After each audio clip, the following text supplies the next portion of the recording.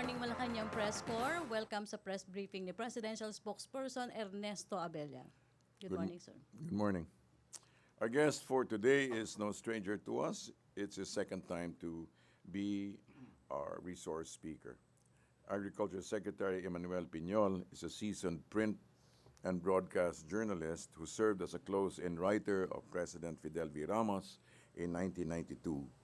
He served as a municipal mayor of Mlang in 1995 to 1998, North Cotabato Governor in 1998 to 2007, and Cotabato Vice Governor from 2007 to 2010. Ladies and gentlemen of the Malacanang Press Corps, please welcome Secretary Manny Piñol. Sir. Thank you, Mr. Secretary. The country is facing challenging times in view of climate change. In fact, just yesterday, we received report from northern Mindanao that flash floods caused a lot of devastation and damage, not only to property and lives, but also to agriculture. In the face of this problem, the Department of Agriculture is focusing on its ability to be able to adapt to climate change. And I would like to start my presentation to you today with the announcement that as part of our efforts to produce more in the fishery sector, to protect the fishing industry, we have started an annual search for the most outstanding coastal communities in the country based on 5 criteria. Number 1, these coastal communities must not have illegal fishing, no illegal fishing. There must be a self-proclaimed closed fishing season to allow the fish to spawn and produce more. There should be a declared marine sanctuary. There should be no garbage in their coastal waters, and there should be a mangrove protection area. The winners of this annual search will receive a presidential award. It's called MMK. It's not maalaala mo kaya, no? It's Malinis at Masaganang Karagatan. And the first place coastal community will receive 20 million pesos. Let me show to you the video that promotes this program.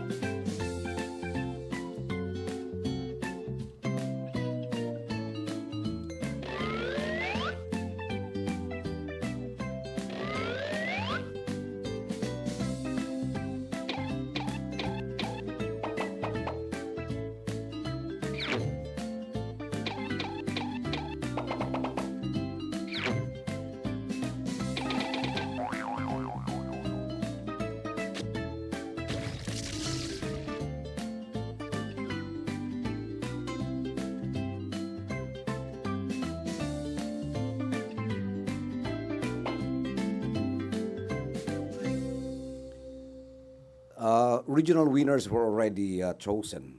And of the regional winners, 5 finalists will be announced on February 1. And during the same ceremony, we will award the top 3 coastal communities. The grand prize winner, the presidential awardee, will receive 20 million pesos. And this could be used for livelihood programs and projects in their coastal community. The second placer will receive 8 million pesos. The third placer will receive 5 million. And the regional winners will receive 2 million pesos each. While we are giving incentives to coastal communities to protect their fishing grounds, the President has also made it clear that just like the campaign against drugs and criminality, the campaign against illegal fishing will also be very, very strict. In fact, during the last cabinet meeting, he announced that mayors and barangay chairmen of towns and villages where illegal fishing is prevalent will be identified later on, and we're giving them 6 months until June. After that, the Department of Agriculture will file administrative charges against all mayors and barangay chairmen who could not stop illegal fishing in their communities. This is part of our advocacy to protect our fishing industry. With that, I would like to emphasize once again that this program is part of our effort to really protect our land, our fishing resources, our land resources. No? Yesterday, we received a report that flash floods damaged a lot of areas in northern Mindanao, and I would like to report to you today. I would like to share with you today the initial report made by Director Carlin Collado of Region 10.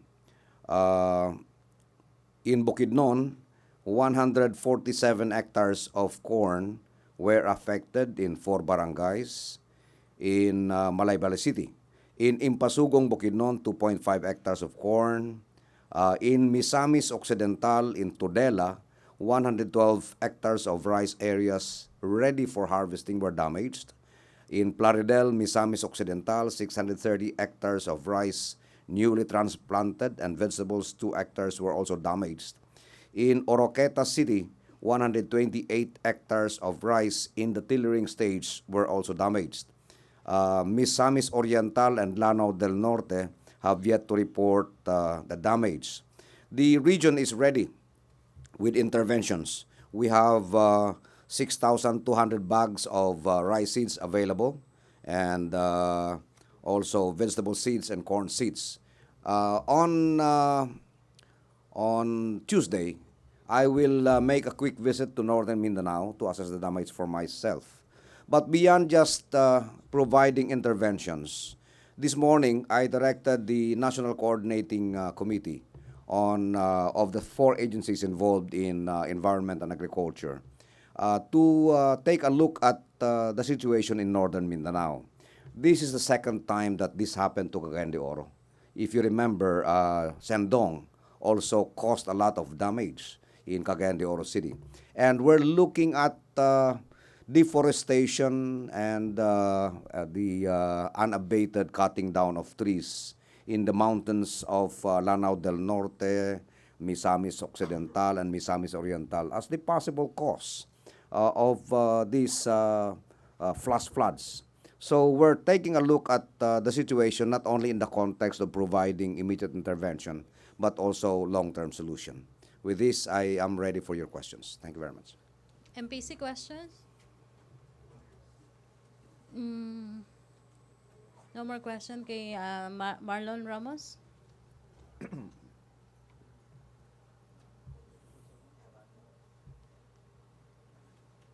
Microphone? Thank you. Sir, I will just ask about the promise of President Duterte to distribute sacks of rice to beneficiaries of the government for peace program instead of outright cash.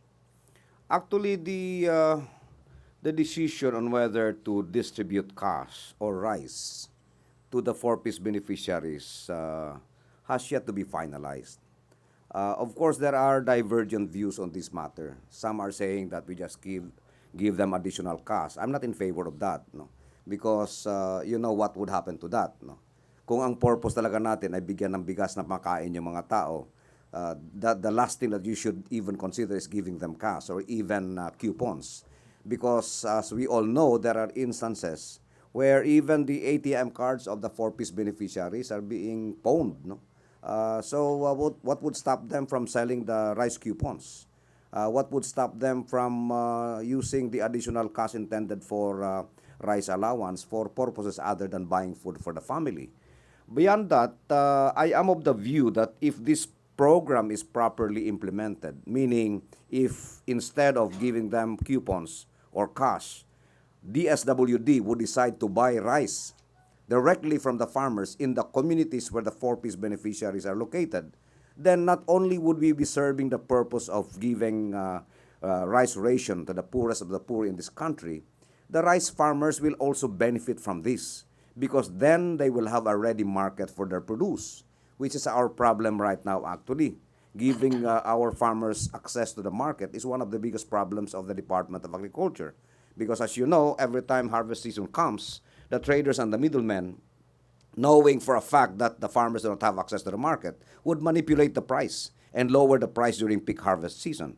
So right now, the DA is looking at a strategy. Like say, for example, we've started it with the onion farmers of Nueva Ecija. They complained before December last month that they had a problem marketing their onions. What we did was I contacted Secretary Joey Concepcion, PA for Entrepreneurship, and Secretary Mon Lopez of DTI. And through the help of Gingay Ontiveros, we arranged a meeting with the owners of SM, Supermarket, Robinsons, Rustan's, Pure Gold, even Jollibee, McDonald's, Max Chicken, Century Canning, all of these big users of onions. And they agreed to buy directly from the farmers. This is the concept that we're looking at right now. So if DSWD would agree, we could come up with a system where instead of bringing in imported rice, that's a lot of logistical problems actually. You bring in rice from the warehouse of the NFA, distribute it to a family living up there in the Sierra Madre. You might end up spending more in bringing that 20 kilos of rice to the farmer than the cost of the rice itself. So ang suggestion namin is instead of using imported rice, why don't we engage the farmers in a locality? Say for example, sa isang bayan, sa Panganiban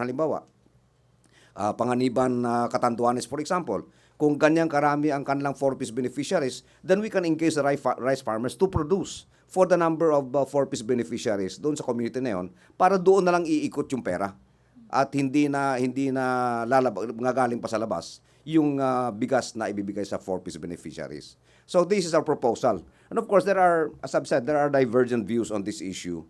But I really believe that the proposal that we have will bring a lot of benefits to a lot of sectors instead of just giving out cash or rice coupon to the 4-piece beneficiaries. Sir, but is that feasible in some areas, some provinces, which have limited areas devoted to rice? Well, you will always have a province beside that province which would produce enough rice for the needs of the next province. Rather than, the only other option is to import rice again from Thailand or from Vietnam. Tapos dadalhin mo rito, isa-stock mo sa NFA, i-repack mo. Ang daming gastos nun. At saka yung paghahakot nun, paano mo hahakutin yung sa bundok papunta sa bahay ng pamilya. Etong setup na ginawa namin, yung bigasan para sa masa, ang concept was that in one community, we will organize the rice farmers, provide them with the facilities like a rice mill, for example, and then they will set up the outlets of the rice outlets in the different barangays. Tapos yung 4-piece beneficiaries, ipapakita niya lang ID niya, he can withdraw the rice, sign the voucher, and the Farmers Association can just bill the DSWD at sa kanila na magbabayad ang DSWD. It would make things easier actually. Can this be done within the year, sir? Kasi this was promised by the President during his SONA. As far as the DA is concerned, as soon as they give us the go signal, we're ready. We're ready. Our farmers actually are organized, and all that we need to do is just identify yung facilities kung saan amin yung mill, and then we can extend the needed interventions. Sir, dun sa flooding in northern Mindanao, how will this affect the corn and rice production in the Not much. As indicated by the report coming from Region 10, hindi naman ganun kalawak yung tinamaan na area. I think it was just isolated, concentrated in one or two specific areas. No? But I am alarmed actually at the recurrent flooding in that area. Kasi para sa akin, kasi I understand a little of environment and tree planting. Pag flash floods ang tumatama sa isang lugar, there's only one reason for that. Wala nang kahoy na humahawak sa bundok. At yun ang dahilan kung bakit mabilis yung pagbaba ng tubig. And for us to be able to address that, we really have to, DNR, kami, DA, DAR, and the Bureau of Soil and Water Management will have to sit down again. And in fact, this morning, I already created a technical working group to proceed to the area, assess the situation, maybe use drones to survey the area, locate the risk areas, saan ba yung mga hazards, and start coming up with a plan. No? While of course some people may say that we are just reacting to a situation, wala tayong magagawa. Ito yung indication actually na nagkaroon tayo ng problema sa environment in that area. Thank you, sir. Thank you. Pero sir, in coordination with DILG dapat yan. Oh yes, DILG, I'm sorry, DILG. RMN? Sige, please state your name, please. Sir Kai Ordinario from Business Mirror. Just wanted to ask regarding the agriculture damages. Magkano yung estimate ninyo sa Northern Mindanao, yung total agri damages? And then also, regarding the quantitative restriction on rice, what is going to happen? Kai, as of the moment, we're still awaiting reports from other areas. No? In fact, I've mentioned that Misamis Oriental and Lanao del Norte still have to submit their reports, so I could not give you an exact figure. But kung reliable itong figures ay binigay sa akin, it's not that much. No? While of course we're sad that this happened, it will not really make a dent, no? A huge dent on the agricultural production of the region, considering that it's less than 1,000 hectares. We can easily recover kasi ready yung interventions. Quantitative restrictions. I have always maintained that the Department of Agriculture will stand by the position of the rice farmers of this country. That we believe that we should be given an additional 2-year extension on the quantitative restriction. By the way, for those who do not really understand what quantitative restriction is, sa ating dealings with the World Trade Organization, humingi tayo ng certain period of time within which to prepare our farmers for the inflow of imported rice, no? Kasi yung opening ng markets natin. So we were given until July 1 or end of June 2017, no, to prepare for that. That's our second extension actually. Ang problema, during the period within which we should have prepared our farmers, we failed to deliver. Government failed to deliver. And I'm not blaming anybody. No? I'm not blaming a specific administration. I'm not blaming a specific individual for this. No? But the plain and simple truth is that government has failed to deliver. We failed to deliver on our irrigation systems. We only have 1,300 hectares, according to the NIA figures, of irrigated rice farms. Of the 3 million, 1,300,000 hectares, no, ang irrigated, of the 3.9 million hectares estimated rice farms. So meron ka pang 2.6 million hectares na hindi irrigated. And these areas can only produce once a year during the rainy season. And you have to understand that during the rainy season, the productivity of the rice is not as much as during the dry season. Because it is during the dry season when photosynthesis is very efficient and it contributes to greater productivity. But you need irrigation during the dry season. Kasi kung wala kang tubig pag dry season, although maganda sana magtanim kung may irrigation ka, dahil maganda yung photosynthesis, hindi ka rin makapagtanim. So the country is missing a lot of opportunities. No? That's one. We have also failed to convince a lot of our farmers to adopt hybrid rice seeds. You know, the difference between hybrid rice seeds and the traditional rice seeds being used by the farmers is huge. In fact, last July 6, 2016, when we asked the outstanding rice farmers of this country to report to us, ang sabi nila, by using hybrid rice seeds, they are producing 8 metric tons per hectare per harvest. One even said he was producing 16 metric tons. But look, the national average is only 3.9 metric tons per hectare per harvest. So halos doble. Ito yung sinasabi ko sa kanila na, alam nyo, malaking diferensya kasi yung traditional hybrid seeds as against traditional seeds as against hybrid seeds. Para mong pinagkumpara yung kabayong pangkaretela as against the kabayong pangkarera. Kasi yung kabayong pangkaretela, ang genetics nun, ang genes nun, panghila lang talaga ng kalesa. Maski ano pang pakain mo doon, maski ano pang abonong ibibigay mo doon, hanggang hila ng kalesa lang talaga kaya. Hindi mo pwedeng ilaban ng karera yun. While if you are using good genetics, no, yung racehorse, maski kulang pa ng konti ng pagkain yon, kulang pa ng konti ng vitamina yon, tatakbo na mabilis yun because ang genetics niya talagang pangkarera. Give him a little vitamins and better feeds, and that horse will perform better. I'm using this comparison to emphasize the importance of using seeds with good genetics. Kasi ito yung kulang sa atin. Kailangan, as of the moment, of the 3.9 million hectares of rice farms, only 300,000 plus is planted to hybrid seeds. So right now, we're targeting about 1 million by this year. We're targeting about 1 million hectares na makumbinsi namin yung mga farmers na mag-produce. No?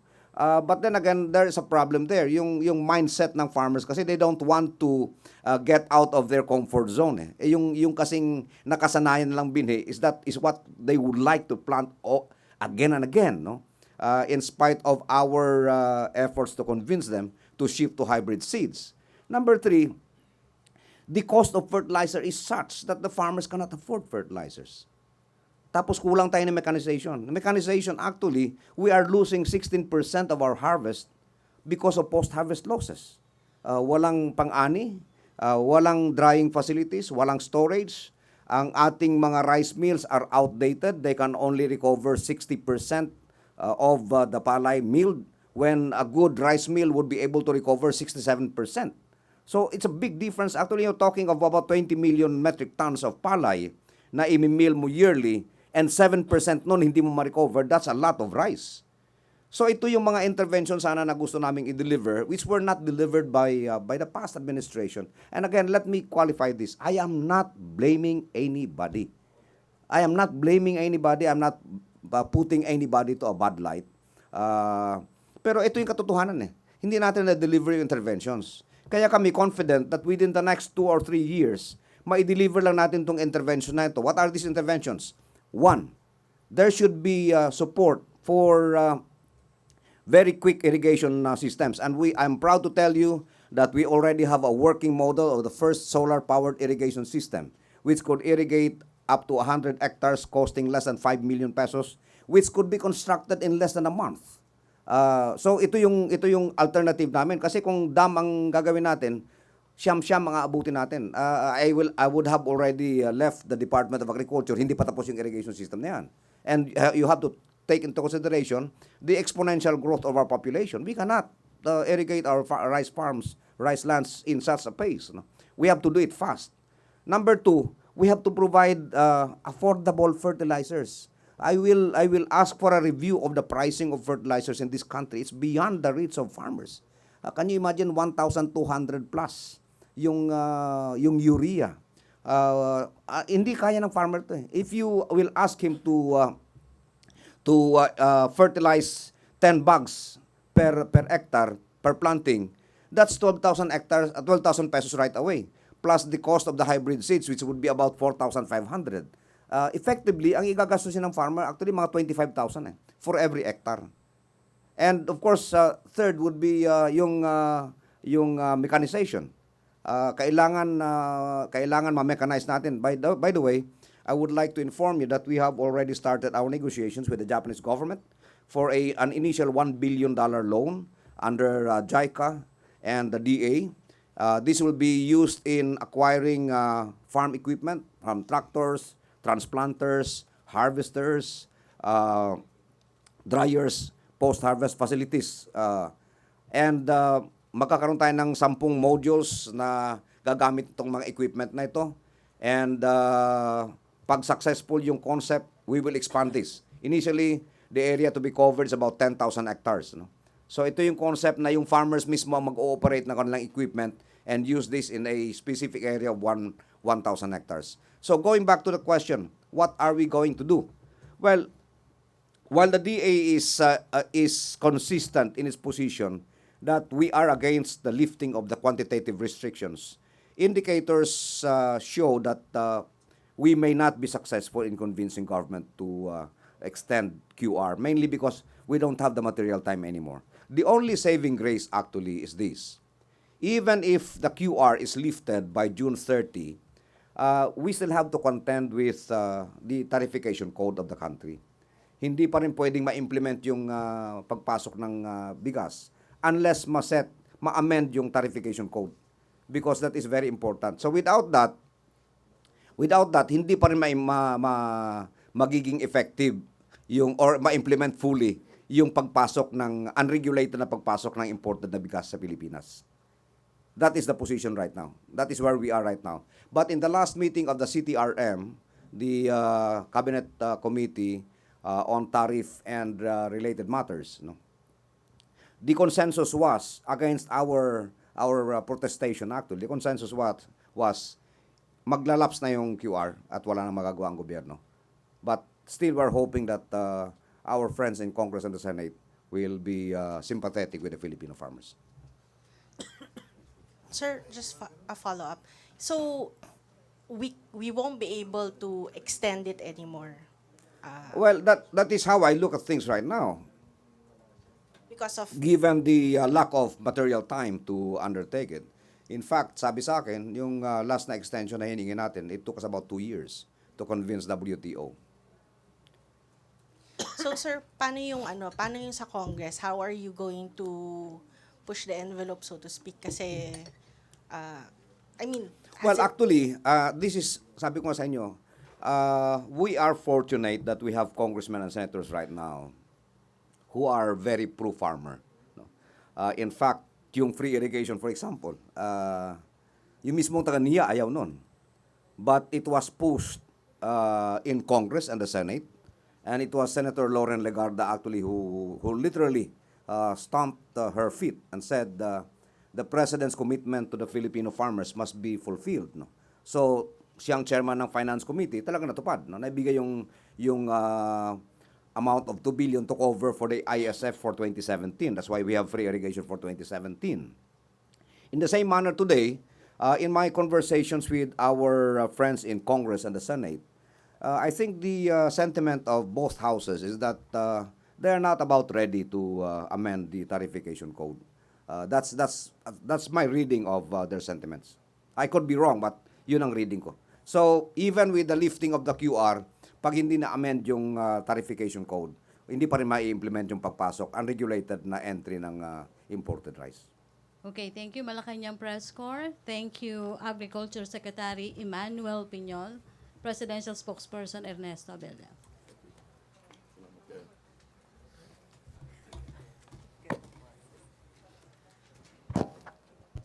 Thank you, Section 1. The Philippine socio-economic landscape continues to show great improvement, and policies are being set in place for sustainable economy and society. We'd like to share with you a few points. Number one, more foreign banks are entering Philippines this year. As reported by the Bangko Sentral ng Pilipinas, there are more banks that have expressed interest to come to the Philippines. They will not only provide competition to local lenders, but also help potential investors form their own jurisdictions to set up shop here. These banks may operate in the Philippines as a branch or a wholly owned subsidiary.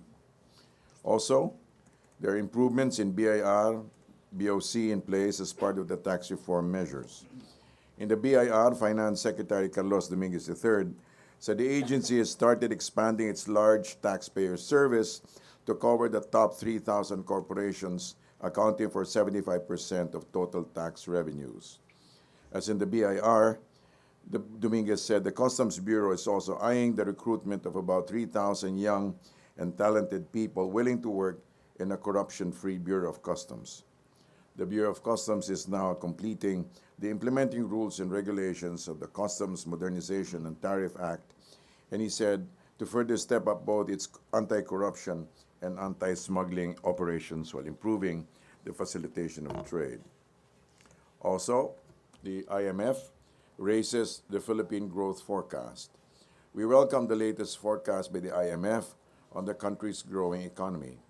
According to the International Monetary Fund, Resident Representative Shanaka Jaina Perez, the Philippines is expected to maintain its strong GDP growth momentum registered in 2016 into 2017 at a pace of 6.8%.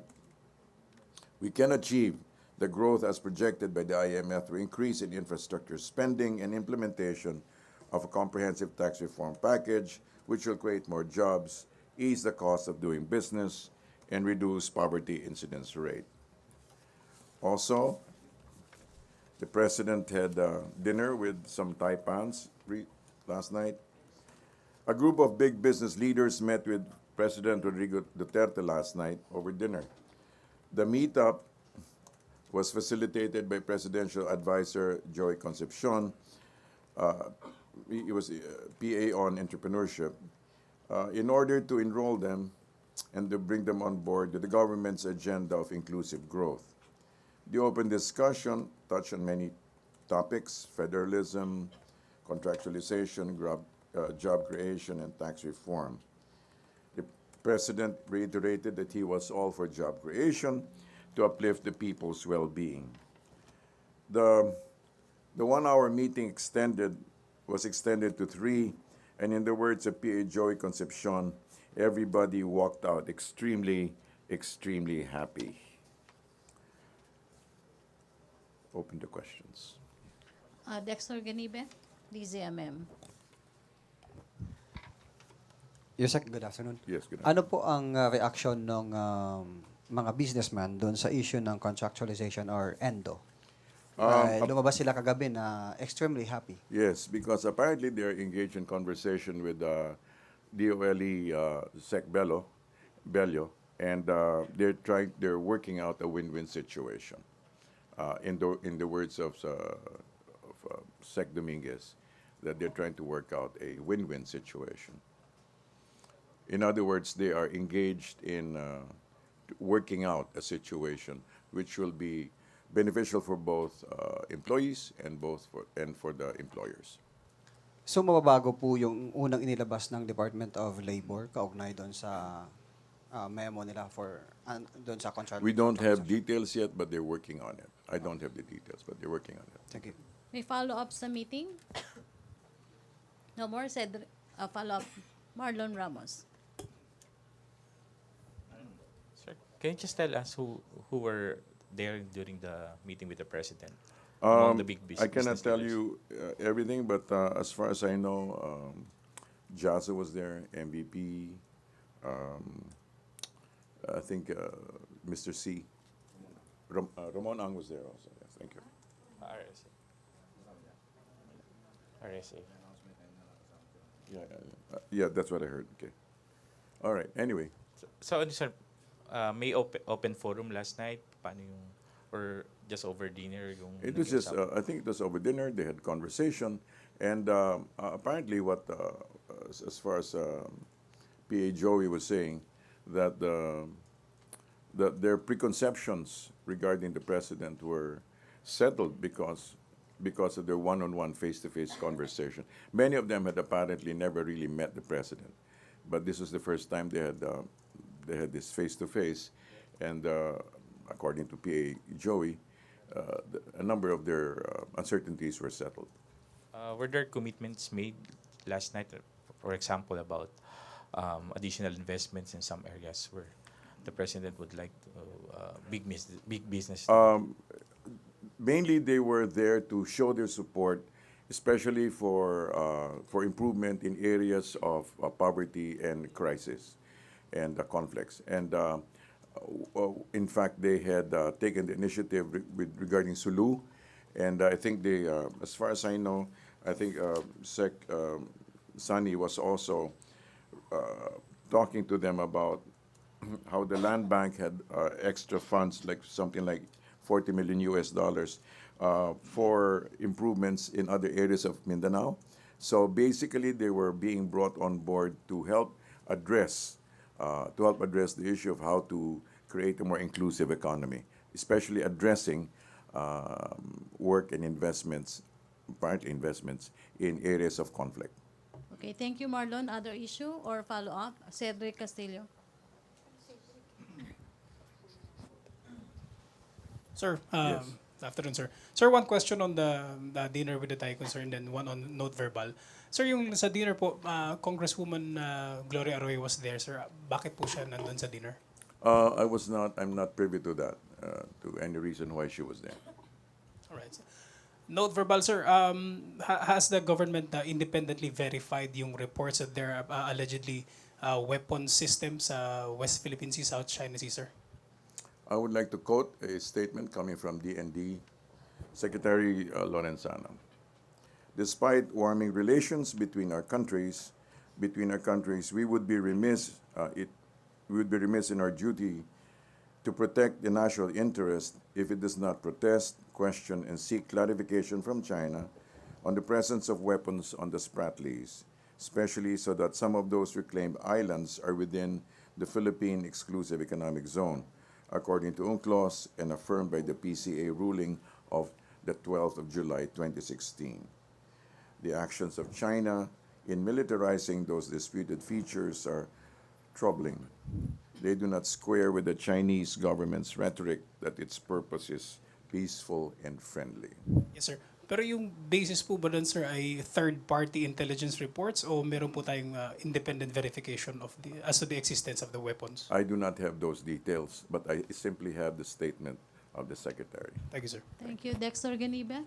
May follow-up ka ba? Follow-up lang, sir, dun sa note verbal. So, ibig sabihin, sir, based sa statement ng DND Secretary, yung note verbal ay just for verification or inaalam lang natin kung totoong meron dun yung